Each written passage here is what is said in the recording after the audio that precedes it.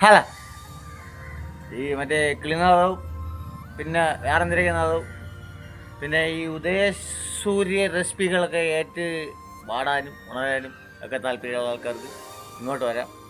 അതായത് വർക്കല നമ്മുടെ black beach റോഡിന് സമീപം സ്വർഗം പൂൾ റിസോർട്ട് എന്ന് പറഞ്ഞൊരു സെറ്റപ്പ് ഉണ്ട്. അതെന്ന് പറഞ്ഞാൽ രാവിലെ ഈ സമയത്ത് ഇവിടെ ഇങ്ങനെ ഇരുന്ന് കഴിഞ്ഞാൽ കണ്ട അങ്ങനെ